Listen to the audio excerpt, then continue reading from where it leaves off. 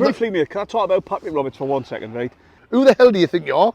Ole, ole, Tony Mowbray. I apologise for the singing. But yes, hello everybody and welcome to another video on Jazzy and Steve. Welcome to us at the Stadium of Light in this glorious day.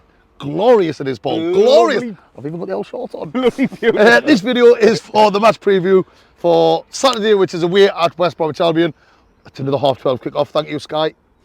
But yes, that's what we're here for. It is.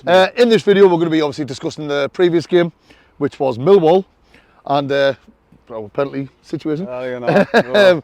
We'll obviously talk about West Brom, and then we'll talk about Sunderland, and obviously let's say the headline that stole the week, that stole the news of the week. It has, let's be honest, we've got to discuss it, you know what I mean?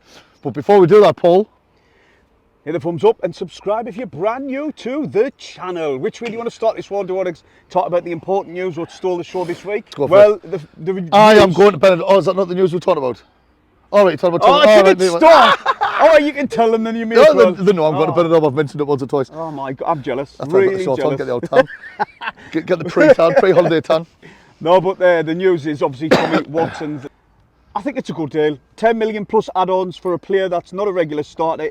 He hasn't proved himself in the Championship yet, let alone the Premier League. Yeah, deal done for me. No, I agree. Doesn't want to be here. I agree. I thought you might have a different approach when we spoke before we did this video. But I've seen a lot of mad heads. That's all I'm going to say. I'm not going to call anyone names, but I've seen a lot of mad heads online saying it's a disgrace, Speakman's a greedy bastard, this, that and the other. We wanted to keep, we've been turning down deals for Watson over the last few windows. We have. We've made it clear we wanted to keep him. We wanted him to sign a new deal. However, Watson didn't want to do that. Probably because of the weird structure we've got. He knows he can get more money elsewhere. Now, that doesn't mean he's being greedy. It just means that, listen, Brighton are a top half established Premier League team.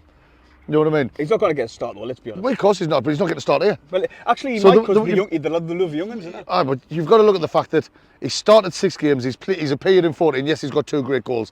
And I think he's got a great future ahead of him. But at 18-year-old, with that little experience, getting 10, like he's just said, 10 million plus add-ons, and a 20% sell-on clause if he leaves Brighton, I think it's a brilliant bit of business by the club, and I wish him all the best. Because let's put it this way: if he goes there and it doesn't work, we've made 10 million plus from him.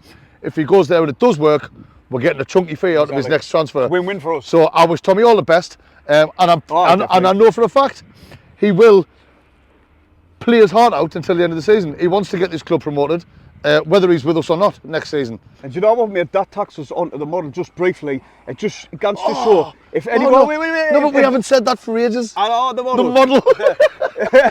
It just goes to show how it's working simply because of Clark, Ross Stewart, and now Watson. Altogether, roughly 1 or 2 million. Now, looking how much we've made from sell-ons, it could be rising to 40 million with Watson. How good business is that, though? He means all 3 of them, not just for Watson. No, all 3 of them combined. It's a beautiful bit of business, and we've got the likes of Job, Rigg, Daniel, Hume, oh my God, Mundell, you name it. We've got abundance of players what's worth a fortune now for pennies what we've cost. Leeds squad cost 281 million. Ours cost 15.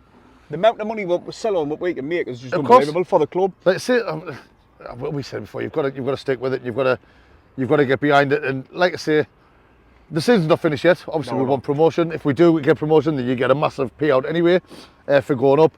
And like I say, we do know we're going to be selling players, which is evident. Obviously, Watson, we know he's good. So we've got money there to invest in the squad. So we might be losing players from the squad, but they will be replaced. And if we're going up, you never know, mate. We might not be losing as many as what people think. Exactly. I think that's what I'm not the only one thinking that. I know you're not. If we don't go up, we're going to lose more than what we do if we go. If we do go up. Definitely. Oh, hold on. One more thing on that subject. Ian Hart. What a bell end. What a bell end. I'm sorry, like I couldn't give a toss if Tommy Watson's knobbing your daughter, right? You slagging our fans off now. You used to play for us. He's a prick. You used to play for us, but then you've shown your true colours over previous years, but now being an agent, behave. But you're calling the fans, calling us fickle, calling saying that there's a reason why you're a professional footballer and they just sit on their arse in the stands. Who the hell do you think you are? Well, I can't stand him. No, I could say a lot more, but I'm in a good mood, so I'm not going to... You've got an oldie, man. I know. No, but if you think what happened to Jack Clark, I felt so sorry for him, like, how his Ipswich career panned out. He struggled massively in the Premier League, and all for the big move, and basically so he can get paid, really, wasn't it? I've just realised what I said. What'd you say? I think if he's nubbing your daughter. So, I said it on TikTok, mate. Who gives a Bloody shit? hell. Anyway, moving on. West Brom on Saturday. And it is the first time Sunderland will have played against... Ole, ole, Tony Mowbray. I apologise for the singing. But yes, it's the first time we've played against Tony Mowbray since he departed us. Yep. Is it since he departed us? I didn't know. No, because he beat us for Birmingham. No, but he weren't there, was he? He was. I was at that game. I'm just waffling shit. But yes, Tony Mowbray, it's the first time we've played him since his illness, shall we say. Aye. Since his condition. Since he's come back. And I think we all love Tony Mowbray. Obviously, we don't want him to do well on Saturday. No, definitely not. And it seems as if their form is just starting to dip. A bit like what Mowbray's form was like at Sunderland. They're just starting to struggle a bit. Like we said, they've only won 3 games in the last 10. And they've only won 1 in the last 5. They drew, actually they got beaten not against Norwich, but mate, they played well. They dominated the ball. They were just toothless in front of goal. Well, we've seen that in Sunderland. When Mowbray was in charge of us, we would dominate and play, but they're not actually putting the ball in the back of the net. But he was begging for a striker at that time. Well, he was indeed, and I think he's banging the door down, wasn't he? I think he was with West Brom as well. Obviously, Madge is their top goal scorer, but he's out injured. They've brought in Adam Armstrong from Southampton, who he's only got 2 goals for them so far this season. In 9 games, should I say, but in previous to that this season he had 2 for Southampton and 2 assists. We know what he's capable of. Last season in the Championship with Southampton, I think he banged in 24, did you say? That's right, mate. 24 goals. So we know he's a decent player and he will be a threat. And also, he's a Geordie bastard. Stephen, I'm going to bring a swear jar for you now. Like, I tell you he's worse than me. But no, you're right. He's a really goal scorer, a good threat. No, but he is. He's a proper threat. We've obviously seen what he was like when he was in this league with Southampton, like Stephen just said, 24 goals. But there's numerous players they've got, like that one for me, what stands out. I know a lot of fans, look at goals, but I like to look at assists as well. And this Tom Fellows, mate, he's got 11 assists. And he's only a kid. And he scored 2 goals as well. He's only a kid. Is he? Aye, he's under 21, I know that. Is he? Aye. Jesus. The only reason I know that's because there's a lot on TikTok did a video of the top best 11, starting 11 of under 21s. And he was in it. And he was in it, he was on the left. He's got the joint highest assists in the league this season. Things happen. So yes, he is someone that we've got to keep an eye on. I think he plays on the left, which means he'll be coming up against Alan Brown, I'd imagine. I hope, I didn't want to talk too much about Sunderland. I hope Brown starts again in that right back. But he will, because Certain's still injured. But Leo Yelder's back. Yeah, but, so Yelder could be left and then... But West Brom has got other players they've got to keep an eye on. Sorry, I keep on going, I'm getting old. Grady Diangana, he's got 4 goals and 2 assists. Michael Johnson's got 2 goals and 5 assists. Another one who's capable of making things happen. And Colin Grant, who's got 6 goals and 2 assists. Malumbi as well, he's got 4 goals, a couple of assists as well. Yeah. He's always a threat. They've got a good squad, mate, I think. They have. Listen, they're playing Mowbray ball. We know that all too well. They're in the 6th in the league. They've won 13, drew 18 and lost 8. Drawn 18, that makes them the draw specialists of the league. Nobody has drew more. They've scored 48, only conceded 35, which gives them a goal difference of... Oh, shit. Plus 13, too slow. 13. But the last 5, like you said, they've only won 3 in the last 10. They drew 1, drew, lost. So that's their last 5. So the form isn't great.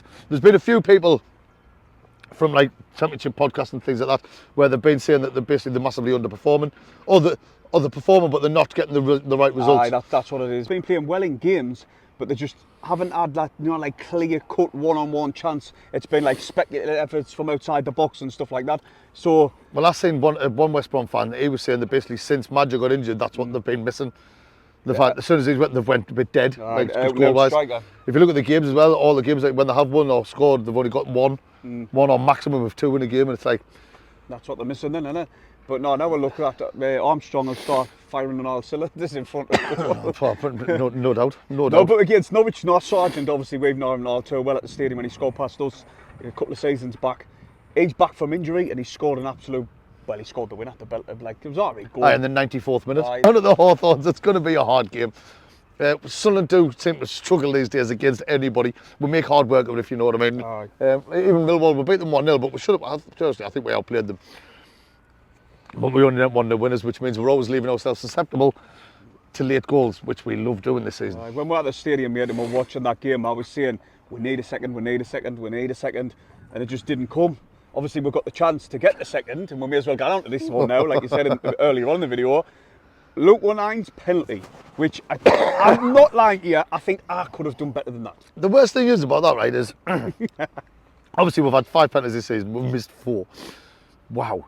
And but Luke O'Nine, when he stepped up, I turned around to him and I was like, I can't watch. I was like, Luke O'Nine. But then I thought to myself, I was like, hold on. I've seen him take penalties for Sunderland before, granted in penalty shootouts, and he scored 6 and 6 before Saturday. And the last penalty I seen him take, it was in the Remembrance game against Bradford in a penalty shootout. And he proper Harry Kane did, top corner job, to the keeper's right, top corner job. And I remember that, then when he stepped up and took that on Saturday, I was like, what the hell was that? Do you know what it is? It's the side footing. We need somebody to absolutely leather it. And I put a little clip on our Facebook page of Trey Hume taking penalties. No. What's a pen? My God, he can bang them. When Mundell was fuming, he stormed down the tunnel as soon as the final whistle went. I like that, mate, though. It's passion. He wanted the penalty. Aye. But the thing is, like, Dan Neil ran out and he made the decision. Dan Neil's the captain. He should have spotted out and said, "Gives there." I'll tell you. Pop it down and just bury it, you know what I mean? Well, they obviously spoke about it before, and Reggie said that Luke O'Nine was a designated... He's the what? Designated penalty taker. So they spoke about the previous, so obviously they were going to speak about it, you know what I mean? We've been struggling with penalties, but I think it's got to be Did you see what Mepham said? Mepham said even he was shocked to see... So couldn't have discussed it before the game, because he said even he was shocked to see Luke O'Nine step up and take the penalty. Well, it'll have been discussed against Luke O'Nine and Reggie. But then they asked Mepham. He says, I'm sure someone else will step up. I'll tell you one thing, it'll not be me. Did he? Why do they not want to tack it? Because he's the centre half for a reason. Aye. Got to be either. But you know what it is? I would have given back to Isidore. The 2 penalties he took against Burnley, they were good penalties. They were good penalties. He got psyched out by them. But anyway, you've got Hume, you've got Neil, Mundell, Job, Neil. They can all hit it. Well. Enzo's back. Enzo. We may as well start talking about Sunderland. We might as well indeed. I love Sunderland, mate. Last game against Millwall. Yeah, look, we've already touched on some of it, you know what I mean? I think we were the better team. I think we played well. I thought Patrick Roberts was tremendous. Dan Neil was good. Briefly, mate, can I talk about Patrick Roberts for 1 second, right? He divides the fan base. Like, there's a lot who says... He divides defences as well. He needs to be dropped. The others say... Like, we can say what he brings to the team, and I'm in that category of I can say what he brings to the team. He's got 9 goal contributions, so I know, yes, his goal return isn't the best, but his goal contributions, he's got 7 assists, man. Oh, no. He tore Millwall in Newman. Well, yeah, I thought he was brilliant against Millwall. He was absolutely outstanding. But I will be honest, I mean, every time we get corners, I've complained all season about how anyone can beat us for the first man, or our corners are overhit or they're underhit, and we very rarely score for them, but and then when I looked up, I seen Hume was stood out just outside the centre circle. And I was like, Hume's probably the best in the air on the team. Why is he stood out there? And then they took a shot. I was like sitting there, I was like, I bloody hate short corners, mate. and then as Mundell peeled back to Roberts, I just looked around, I seen Hume sprinting round to the back. And then Roberts, what was this? Yeah, that's what I was like. I turned around and I was like, what a well-worked set piece. I was like, bloody hell. As if you knew. I literally slagged it off from the setup to the short corner to then. Oh, what a set piece! That was brilliant. But it was a good work goal. It was brilliant. Absolutely brilliant. Absolutely class. Alex Neil was fuming about the way they're defending to leave someone unmarked at the back. He was fuming about it after the game. But listen, that's just credit to Roberts again, because it was his ball in. And he got to float that one in beautifully as well. It was a hell of a cross. And do you know what, mate? Numerous times in that game against Millwall, he put it on a plate for Job. His shot was just getting blocked constantly. He had 3 shots and all 3 got blocked. I felt sorry for him. There was no keeper in the goal for any of them, but there was defenders in front of it. Sometimes that's where it goes. He could have had a couple of goals, Job. He could have. And then Isidore's header, if anywhere else that was going in, it was a good save in the end. He's starting to struggle with his headers. No, at least he got this one on target. He needs to put them either side. Baby steps. He was putting them over and wide before. Now he's getting them on target. It's going to be a top point. Lefay's going to be in the squad this week. Yep. Now, out. Reggie says he doesn't want to rush him back. I think Reggie's pretty much accepted the fact, look, we're finishing 4th. That's what he's pretty much accepted. I know it's not mathematically like that, but this is what I'm interpreting as. We're finishing 4th. So he needs to... What makes you think that? Well, because we're 9 points away from 3rd and we're 11 points away from 5th. No, I mean, like, what makes you think that Reggie thinks that? Because his press conference yesterday. Is that what he said? We didn't say it in so many words. That's why I've just said that's how I'm interpreting it. All right. See what I've got to work with here. What did he say then? If you figure shut up, I'll tell you. I didn't watch it. I should have watched it. He basically said, look, we know it's the playoffs, because he says back then when we were playing Lefay out of position, that was because we were still in the title race. Now we're not. We're cemented in the playoffs. So he doesn't want to rush anyone back to be injured. So then he wants to bring them back gradually. So then they can have full fitness and be ready to go full on end of the season going into the playoffs. For me, it's not over until it's over. So you've still got to go for every game. But I understand that, but we're in the playoffs. Oh, of course we are. But You know what I we've mean? still got a sniff of the automatics. We haven't. We have, Well, like. Leeds are mathematically, starting to fall apart. Jesus Christ. Leeds are falling apart. check- Burnley's got to check- play Sheffield United. Check Carol Vorderman here. Teams can be Burnley's dropped. got, tell me Burnley's got Coventry on Saturday as well, at Coventry. No, you can't say. That's an easy place to go, trust us, No, we're not all too well Jesus here. Christ. We've got absolutely, I can't say that word, but we've got done in. Oh, we definitely did. Properly done in. But listen, it's not anyway, that's over what he till said. over. So I'm not expecting Lafay. And me personally, I'd start him because he's not our player, and he's not going to be if we don't get promoted. True. So I'd play him. I'm going to go straight in my lineup. Patterson in net. I'd have Brown at right, Hume on left, Mepham and my Luke in the middle. Then I'd have. What are you laughing at? Yes, I'm freaking chin, yeah. And then I'd have Job and Dan Neil. I don't know why I'm doing this. Job and Dan Neil. we're gonna work with. Centre midfield. On the left, Mundell. On the right, Roberts. In the 10, Lafay. And up front, Isidore. I think, although I want to agree with you, I think that might be a little bit harsh on Wrigley. Played really good against. No, Millwall. I'm not. No, this isn't horse. This is football's it's a squad game. Of course. And Riggs, 17-year-old. Yes. So why run him in? He's our player. We bring him off the bench. Start Lafay, bring him on. Either start Rig and bring Lafay on early, Do you know why I think or start Lafay and bring on Rig. you could do? know That's what I an mean? option. But do you know what? For me, I think Rig obviously had that dip in form, and he showed glimpses of his best form against Millwall. So I would start him. Like you said, he's not going to rush Lafay back. So maybe. Yeah, like you but said, also give you've got to give bear him in 10 mind, minutes. Rig is start. If you notice, and we had Coventry. We had Coventry had a shocking game. Like Ireland did, though. Millwall, he was getting kicked all over. Basically, there's more and more games happening now where Rig's being targeted. He's being kicked all over. He has. Get So the target like. I would definitely. give him a rest. He's 17-year-old. I'm not saying a bad word against him. All you Rig lovers aye, out there. no. I love Rig. I think he's mint. But I'm just saying, when you've got a squad, you didn't need to keep the same 11 all the time. No, and when no. you've got Lafay coming back, he probably won't start him. He probably on the bench, and Rig will play in the number 10. But then they'll swap Mauer after half time. Well, not at half time, but like last half an hour or something like that. But I'm just thinking. Imagine how much we can get for Rig if we're getting 10 million for Watson. That was a talking point You as know well. what I mean? Some people were saying that. Week in, week out, starter in the Championship, putting in absolutely amazing performances. Imagine what he's worth. Comment below and let us know, what do you think Rig's worth? There'll be a live stream on Saturday. At the minute, we don't know. Well, Paul will definitely be there. We don't know if I'm going to be there because I've got a cup match for the Cambridge, and because Sky TV have made it an early kick-off. But basically, it's an away game. I'm away down Peterlee, so I'll either be late or I'll not be there. We'll see. Depends how the semi-final goes. if you You win. know what I mean? There might be a draw of the shirts as well, because I haven't checked if anyone predicted a 1-0. And then I can't predicting it now because I can tell when you put the comment on it. Gives us the time and date. Obviously, we're next to the stadium. We can hear the work going on the new bridge, which obviously the public are going to name. And I did that jokingly thing where I said, remember that boat where they did the vote, and the vote that won was Boatley McBoatface. So everyone saying Bridgie McBridgeface. But there was someone, I don't know, it was on the Facebook page, said it's got to be called the Jazzy and Steve Bridge. I was like, did we have to be people hiring themselves off I it? didn't even suggest that because There's people hiring themselves off it. Man. No, I think the lead one's going to be Vaux. It's something to do with Vaux because it's coming from that point. Oh, well, I've seen someone say the Vaux Walk or something. Bradley Lowry. Bradley Lowry Bridge, aye. They could say Lowry Way for Bradley Lowry. Yeah. But have we got somewhere named after Bradley Lowry already? It's like a housing estate. I'm sure we It's have. down next to mine. I think there's It's one. next to the Morrisons. There's one up next to Ryab as well. It's the estate behind the stack. Oh, is it? Aye. Sorry, so I didn't know. I'd be good like Lowry Way.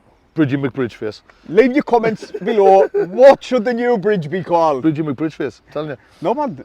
Right, It should score be called predictions. Big Steve. Score predictions, West Brom. Score predictions. Away. Go on, you go first.